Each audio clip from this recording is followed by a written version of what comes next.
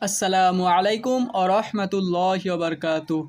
বিসমিল্লাহির রহমানির রহিম। শুরু হচ্ছে গাজীর ঘোড়া অধ্যায় এর ১৩তম পর্ব। লালা শাহিন পাশা আর নেই। ভার্ডারের তীরে হওয়া প্লচনিকের যুদ্ধের পর আরেকবার সার্বদের মুখোমুখি হয়েছিলেন এই অটোমান কমান্ডার। লাভ হয়নি। সেখানেও পরাজিত অ্যাড্রিয়ানোপল, মারিজ্জা আর স্যাবোহাত ক্রুসের লড়া এই মহাবীর। বিলে যায় হারার পর আর বেশি দিন বাঁচেননি তিনি। সার্বরা আলেবেনিয়া, মেসিডোনিয়াতে ঢোকার পথগুলো বন্ধ করে দিয়েছে এক এক করে। ওদিকে বসনিয়ার রাজা ভরটকও তাদের সাথে যোগ দিয়েছে। বসনিয়া থেকে আসা 10,000 সাথে ব্র্যাঙ্কোভিচের সাথে আসা 5,000 যোদ্ধা, প্রিন্স লাজার নিজের 15,000-এর সাথে মিলে সংখ্যাটা দাঁড়ালো 30,000-এ। এর সাথে যোগ হলো ক্রুসেড ফেরত নাইটদের এক দল প্রায় 5,000 সংখ্যায়।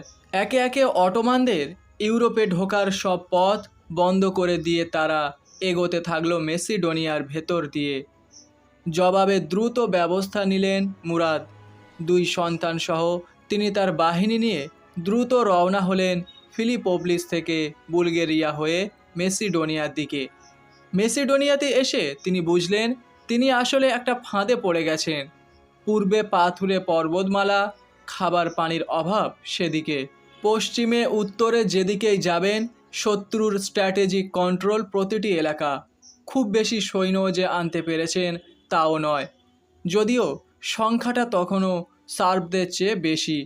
কিন্তু ইউরোপ সেরা যোদ্ধা নাইটদের সাথে লড়তে এরা যথেষ্ট না। সুলতান মুরাদ চিন্তিত। তার সেরা সেনাপতিকে তিনি হারিয়েছেন। এলিট ইউনিটগুলো একেবারেই নতুন। জানিসারি বা কাপিকুলুরা তখনও পর্যন্ত বড় কোনো যুদ্ধে অংশগ্রহণ করেনি। তিমারি সিপাহীরাও মোটের উপরেই অনভিজ্ঞ। সেই সাথে কসোভোর প্রান্তরে গ্রীষ্মের তীব্র বাতাস বইছে অটোমানদের বিপরীত দিক থেকে। ধুলার কারণে মুরাদের তীরন্দাজরা সামনের দিকে তাকাতেই পারছে না। ওদিকে প্রিন্স লাজার পুরোপুরি পোয়াবারো। তার আঁটা ছকে আটকে গেছেন অটোমান সুলতান। 13ই জুন 1389 সালে ফরমেশন সেট করে ফেললেন লাজার। মুরাদ তার বাহিনী নিয়ে লাজারকে আক্রমণ করতে বাধ্য হবেন। লাজার অপেক্ষাকৃত সুবিধাজনক অবস্থানে আছেন। এখান থেকে তাকে সরানো মুশকিল। লাজারের সাথে আছে ভারী অস্ত্রে সজ্জিত নাইটদের এক বিশাল ব্রিগেড। মুরাদকে প্রথমে তিনি আক্রমণ করতে বাধ্য করে লড়াইয়ের ময়দানের ওপরের দিকে তুলে আনবেন। তারপর তার নাইটদের দিয়ে সরাসরি ভেঙে ফেলবেন অটোমান ব্যূহ।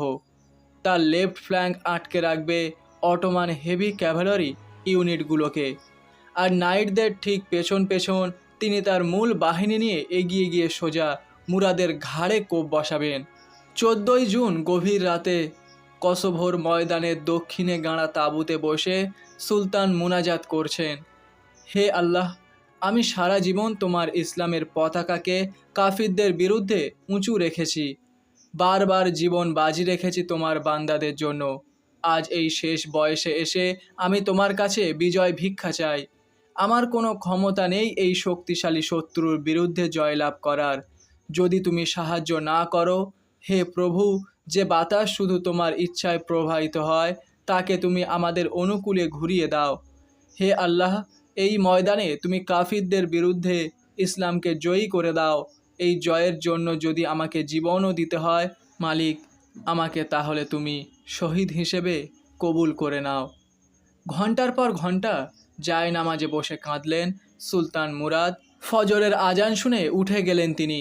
নামাজ শেষে তার মুখে এক প্রফুল্ল ভাব ফুটে উঠল। এই যুদ্ধে তিনি জিততে চলেছেন, এই বিশ্বাস তার মনে গেঁথে গেল।